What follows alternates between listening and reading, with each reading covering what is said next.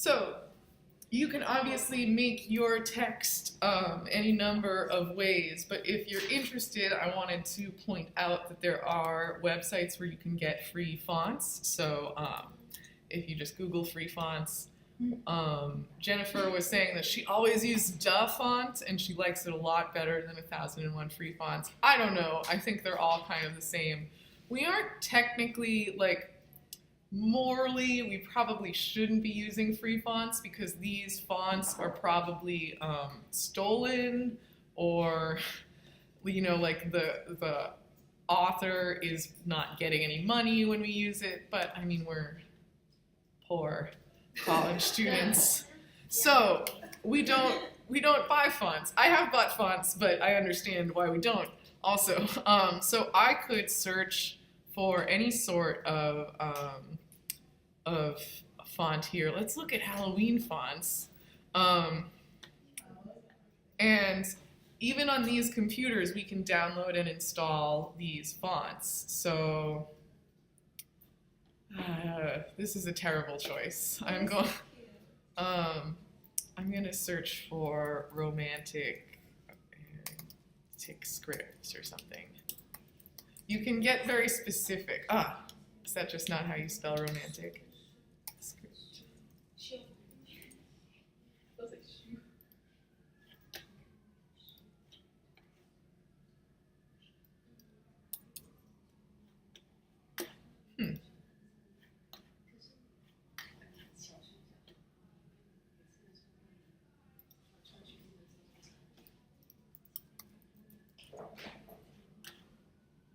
Oh, here they are. So it's inundating me with ads, but down here there are downloadable texts. So I could grab a script that I really liked.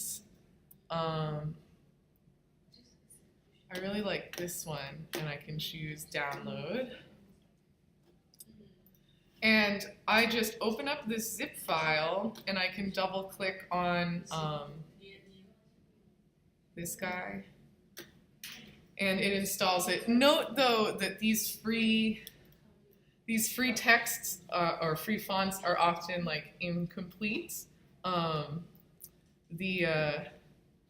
The numbers aren't made. There probably aren't lowercase letters involved in this. It doesn't have like ampersands or dashes or stars or anything. It just has uppercase text. So that's another good reason to pay for fonts if you really want to use them. But we're just going to hit install. Wait, this is Graffiti Cheeks. I don't want Graffiti Cheeks. That's the other one I downloaded. Sorry, hold on.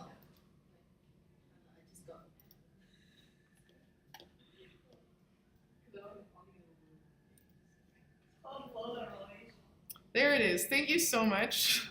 I was never going to get there. Oh, I just keep choosing the wrong one. Okay. Polaroid. Install font. So this one does have numbers, which is nice. No lowercase though. So that's installed, and if we go into Illustrator and make something new, 11 by 14, we can grab our type tool and make a print with our new Polaroid text, so we should be able to find it in here.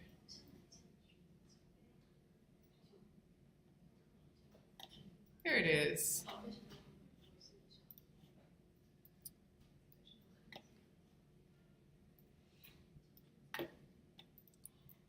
So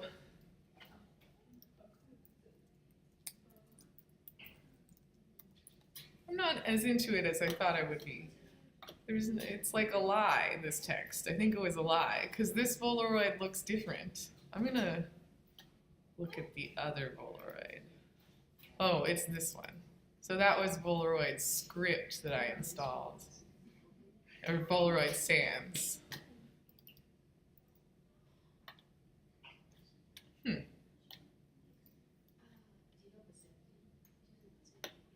Oh well.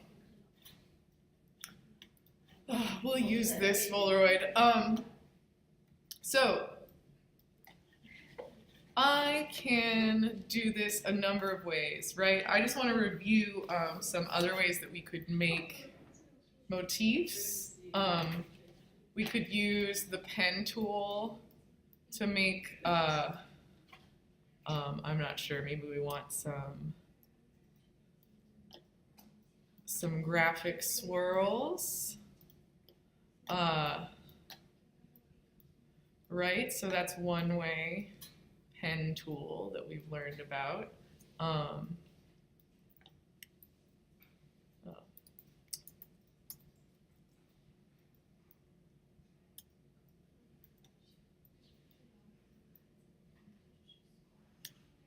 Using Alt to make corners. We could also use the Paintbrush Tool. I want to highlight the difference between the Paintbrush Tool and the Blob Brush Tool because I don't think I've hit it quite hard enough. You want to use the Paintbrush Tool to make outline shapes, if that's your jam, but you want it to make line work, right? You don't want to use it to fill shapes because the Paintbrush Tool makes lines, so I can click on this and adjust the handle in that way. The Blob Brush Tool makes solids, so if I make this guy pretty big, I can fill in a whole area with him, and then when I release, this whole area becomes a solid. So the outline is around the outside, where if I did that same thing with the Paintbrush Tool, if I made it larger, although it doesn't what? If I made it larger, or I guess you can't, but if I tried to fill in with the Paintbrush Tool, it would give me scribble lines, you know, like I would have tons of lines on top of itself. Even if I if I did make these larger, like they would be hard to manipulate. So, okay, so using these colors, or something.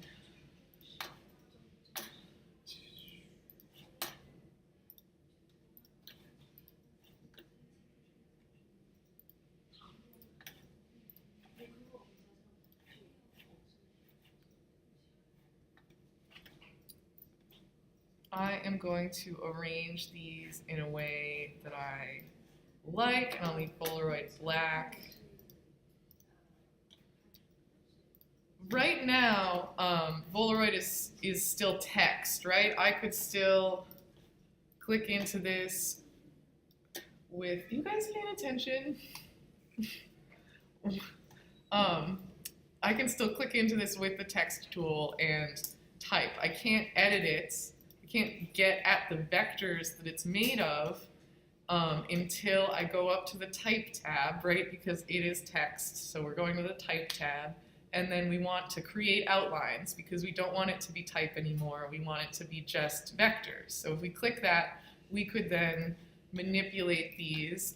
Maybe the typewriter wasn't quite aligned when we typed it or whatever, and we could make them, you know, up. We could tilt some, make it look a little bit more original.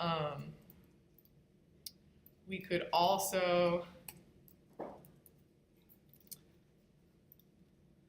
zoom in on this guy. We could, you know, grab some of these anchor points and make, you know, certain parts of it longer, which is interesting, right? We could grab just one anchor point if we wanted to, but kind of using the selection tool and grabbing a few of them at a time is allowing me to like move it really smoothly. So we have those, and I'm even going to group that text back together. Okay, objects, group.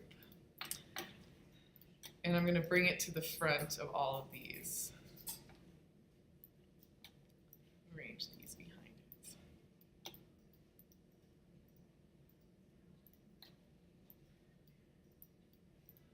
So once I get these in a space where I like how they're all fitting together, my favorite way of designing is to select all of them without even doing the background square that I initially taught you. Because I'm trying to teach you, like, you can kind of make your own pattern or like your own way of working in it. So I'm going to go to pattern make. You know, like however you want to work that works for you is okay as long as the product is good. There's always so many different ways to do things in Illustrator is the problem. So I'm going to bring these closer on top of each other. And just to review the types of patterns, you guys know this, but this is what I call a straight repeat, right? Just a basic grid. And then a brick by row is my standard brick where things are offset by 1. And a brick by column is what I generally call a half drop because the art takes a step down in every column. So we're just gonna we'll do a brick by row. I think it's worth it to review that. I'm also gonna play with this. I would like my Polaroid to be on top. Maybe I'll even rotate Polaroid, yeah. So now that I have these all in kind of a layout that I like, what I tend to do is do Command A and copy all of them. So Command C, edit copy. And then I hit done, and I do Command paste out here. Except before I did that, I should have taken note of the size of this. So I'm gonna write it down. And maybe even make this just 3. Yeah, oh, okay, that's not what I meant, 3. Cool. So, maybe I'll make this a full 7.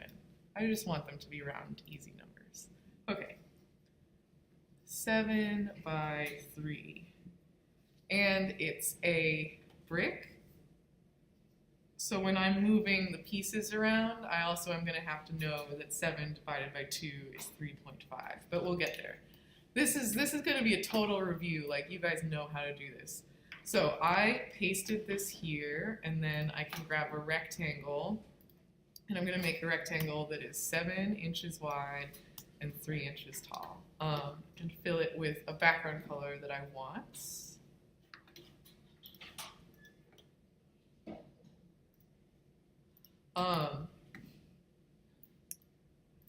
If I like, I can like arrange it so that I have no shapes off of one side, which is kind of luxurious, right? The less work I have to do, the better. I'm still gonna leave these like shapes on the top and bottom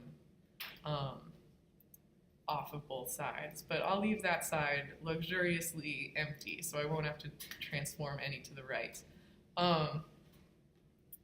Okay, so we just want to copy and paste this, edit, copy, edit, paste in front, and then there's 2 of them, and then we can choose the rest of these shapes.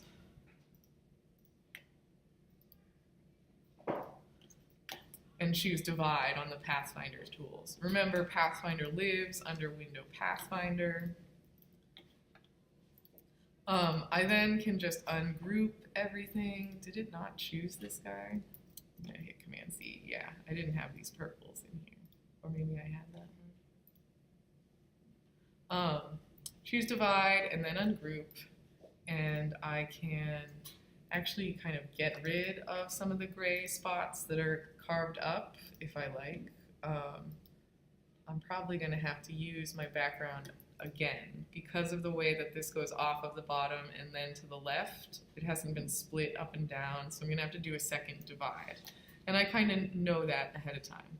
So moving things left to right, that's super easy. We can just grab these, right-click, transform, move. Want to move it vertically 0, but horizontally 7 inches. And I always want to check preview before I hit OK. So it's lining up good. The rest of them are less straightforward. So I want to know where my center is, even though I can all do it based on math, like I still like to know where my center is. So to get a line out that will mark the center here, we can turn on our rulers. And then with this selected, if we come over and grab a guide, so you click on the ruler and drag, we can get that halfway mark. So this guy is also going to have to be divided twice. So we'll start with these guys, right click, transform, move, and this time we want them to move down 3.5. Oh no, 3, just 3. And then horizontal 3.5. So it will be a brick.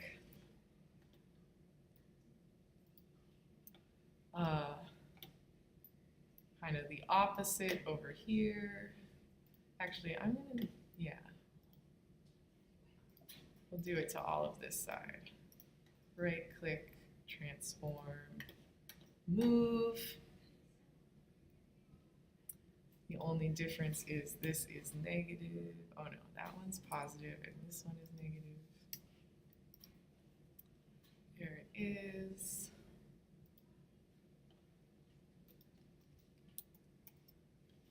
And then all of these ones.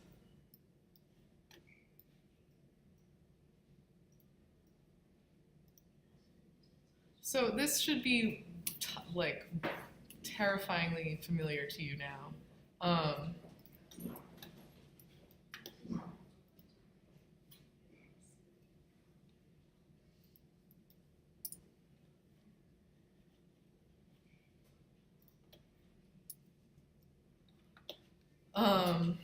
Let me just inspect a few more spots. I feel like up here, yeah, like I missed this R. I'm just going to delete it because we're making a quick pattern. If I were doing my own work, I would probably make sure to adjust those, like actually move them across. But the last thing we have to do is these are hanging off the edge of the gray, so we have to divide those guys again, and that'll be quick. So I'm just going to do Command C and then Command F so that it's still back there, and select both of those guys and divide. Right click, ungroup, delete the gray background, and select these guys, right click, transform. Okay, so -7.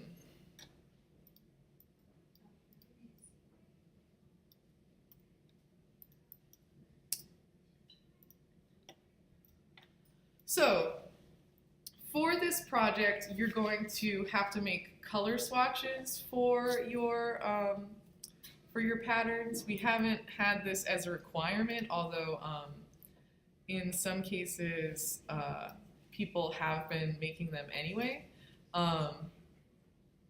So I'm just going to review formally how to make these, or a way that I think is efficient on how to make color swatches. So if I make four squares up here that are all the same size, Command Control, or actually I can do Alt click. Or actually, is this a 5-color print? 1, 2, 3, 4, 5, yeah. So this is new, a little bit new. If we get all of these, and if we remember to do this before we make colorways, it's good.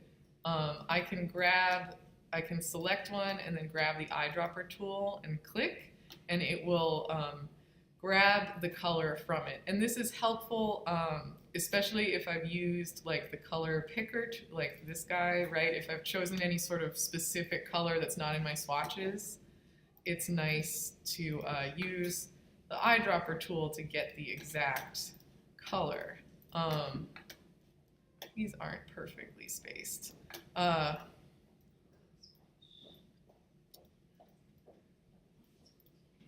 select this, and then we'll make that the purple, or the gray, purple, and black.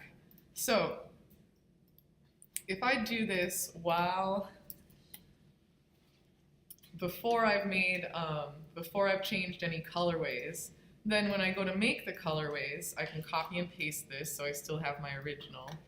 I can grab this guy up here, the Recolor Artwork tool, and I can adjust the colors directly, and it will adjust the swatches automatically, so I don't have to make them again, which is just efficient. So I always like to choose exact color there, but then I can go over to edit, and if I want to lock them, I can lock them and adjust them. Notice that black isn't changing, and even if I click and drag on this black, it's not changing. That's because over here on the Assign tool, this is a non-editable black. They do that with like the 100% black for whatever reason. They make it stay black. So that's fine, but we can, if we want it to change, we can double click on it and make it editable, and there it is. So now if we go over to edit, I swear there's a way to make it happen. That's annoying. Oh, there it goes. So you can edit that color if you like. Wow, there's something. You can also unlock this, right, and adjust these colors more directly. I don't know why did my black just turn black again? Anyway, it acts funny with black, I think was the point that I wanted to make, and that it doesn't like editing black that much. Also, we can choose a color that we really like. Like, let's say I want to make a colorway based around this yellow that I have going on right now. If I have it selected, and if it's this color in this little guy, this little bar, I can then choose from different harmony rules that are associated with that color. So I could go down to a triad, right? And I could know that my colorway is relationship-wise, compositionally interesting. And then I can always unlock them and, adjust them a little bit off one way or the other to get things to be more interesting. So that's an option. Wow, what if this went whites or red? All right. Recolor Artwork tool, okay. Yeah, so then it's as easy as pulling this into the swatches or going to edit define pattern and filling it with a swatch. Gotta tell it it's a brick. Still have some lines in there. So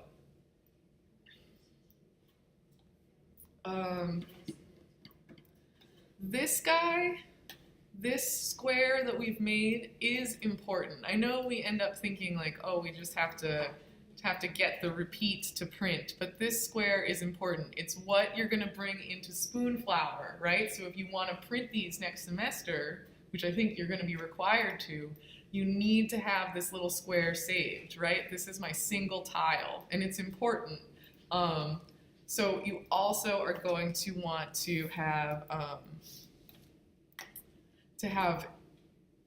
probably you're going to want these saved as single repeats to bring into Photoshop too. There are some ways around that, but all we do is we make an artboard. So it's easiest with one like this where my background square is still intact, right? So if I have a background square that's still intact, then I can just grab the artboard tool and click on that square, and it made an artboard on top of it, like right in as that shape. And then I can just go to File, Export, Export As, and get the real shape. or my single tile. And when I do that, I always save it as, I always say,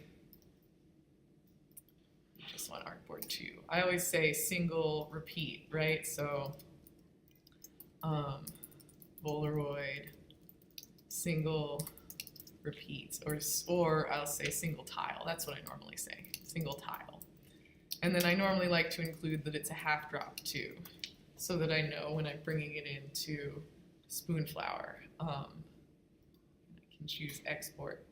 If you leave, oh, this is the PNG options. Either way, if you leave anti-aliasing on for this step, it will add a gray line of pixels around your image. Vic and I did it earlier. We had a problem with it. So you have to turn off anti-aliasing. Okay.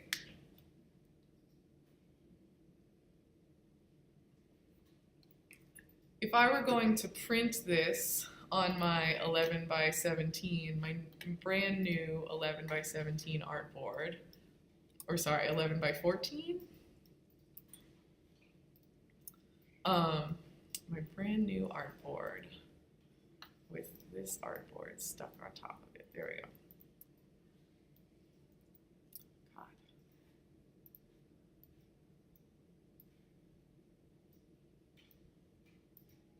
So, if I filled my artboard with this artwork, a nice option for how to print your swatches is to grab them and put them at the bottom of the page, something like this. So we don't have to do the kind of lift up thing that you remember my portfolio, you would lift them up to see the color swatches. We could just print them on the same page. And if we made sure that, like when we made the next artboard,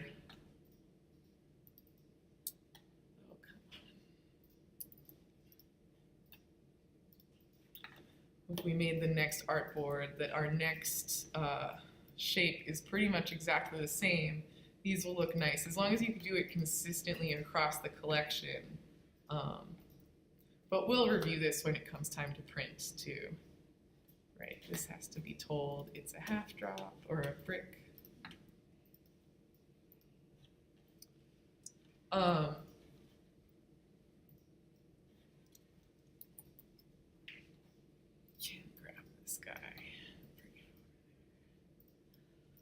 Okay. That's color swatches. So there's one more thing. Let's say I know that this is going to get printed. There's a lot of problems, or printed onto fabric. There's a lot of problems with printing, and you guys have probably experienced this when going to print even on paper, that the colors from your screen don't really match the colors that actually print out, right? This happens. So when we're paying for very expensive fabric, the way that we get around this is by picking out colors and choosing numbers that we know how they're going to print. So this is cotton, and technically, if you're doing it on like a lycra, you should get the color chart printed on lycra, and if you're doing it on a velvet, you should get it printed on a velvet. But that's a lot of money, so sometimes you can just choose colors on here and hope for the best, even though they won't match across fabrics. Like if I printed out this orange on a lycra, it would maybe be a little bit lighter, and then on a velvet, maybe it would be darker, Anyway, this gives us like a ton of colors, and then also this 6-digit hexadecimal code for the color. So I, in particular, really use this chart for when I'm doing yellows. I've had yellows turn out a little bit green. So if we looked at, is it this guy? Like colors from kind of the yellows from kind of the greeny side might look fine on here, but then end up being a little bit green. I've had it happen. So if we choose like a really good yellow, like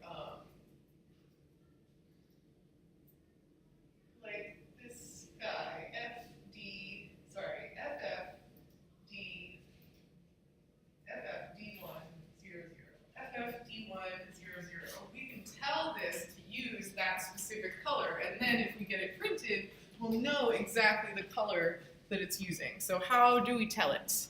How do we tell it? Let's look at this guy. I can grab all of the yellows of the same color by going to the magic wand tool and clicking on a yellow, and there it is. And then adjusting the color to that number is just a matter of clicking on this and then typing the number in to this code spot here. So FFD100. And that is orangier than I expected, but it looks pretty yellow over there. I did kind of choose an orangey yellow from up there. It was lost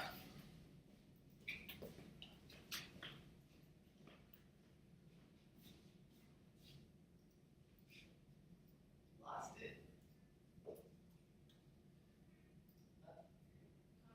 Here it is. That one. Oh, I don't know. It looks hard to tell. Anyway, so now we know how it would print, at least on the cotton that's over there. We could get that specific color. So that's just using the hexadecimal codes. And if you, like, you can always also look up hexadecimal codes for colors, which is kind of fun, like for mint. The hex color for that is 98FF98. And like maybe this isn't the perfect mint, but it would get you close and you could adjust from there, which can be helpful because sometimes trying to compose colors out of these little palettes is annoying. Okay, okay, one more thing, sorry.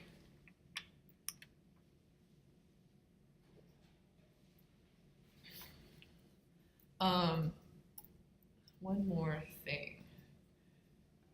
In Spoonflower, we would be printing from,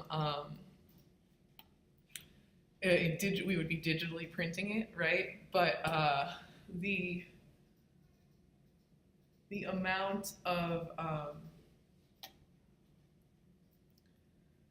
colors in the digitally printing one, it can be infinite, as many colors as you want. But if you were ever going to screen print this, you would want it to be a more limited palette, like my 5 colors. And I just wanted to review also how to use the Colorizer tool to reduce the amount of colors in an image. So we're going to do that very quick. So if I search for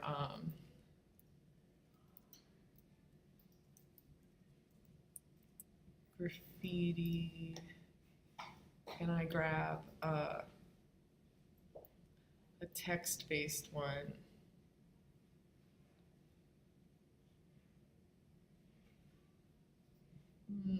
Sorry, it does not matter. Just choose one. Just choose one.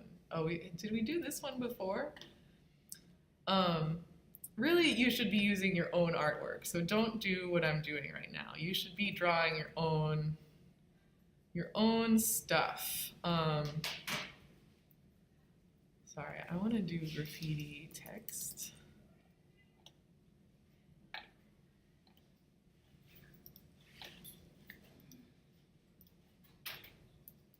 But maybe you scanned in your own artwork too.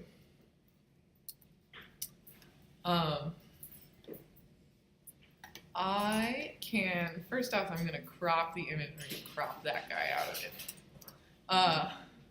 I can go to image trace, and even if I choose too many colors, right, like 16 colors and I want to get it down to 8 or something, I can choose 16 colors. And then even if I expand it with the Recolor Artwork wheel tool up here, I can start combining these into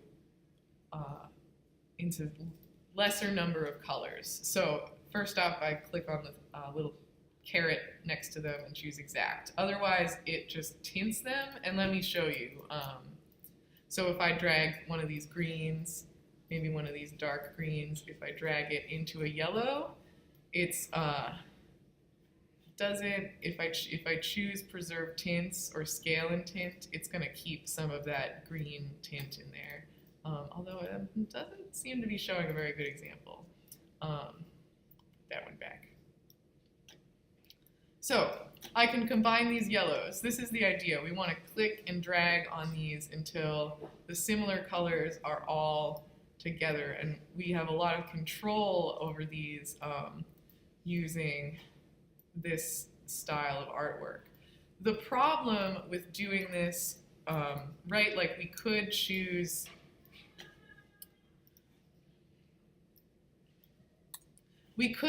to image trace it and just choose 3 colors, but the problem with that is that we don't know how it's going to image trace it, right? Like it lost a lot of the detail there, but if we keep reducing these into just, you know, greens and blues,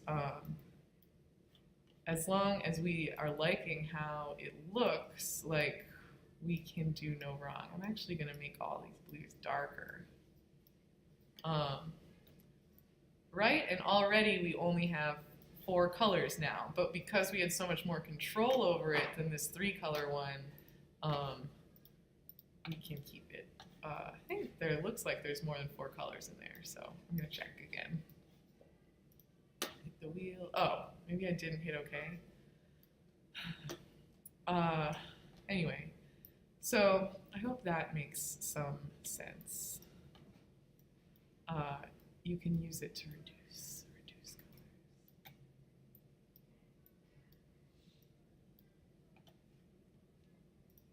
Yeah. And you have more control over the color reduction that way. That's my main goal for you to understand, is the control over the color reduction. I want to say for sure you don't have to use a font at all. You should use your own artwork if you feel inclined. Also, you could combine some artwork that isn't text-based with text, you know, with like a font. So, yeah, I'm excited to see what you guys come up with.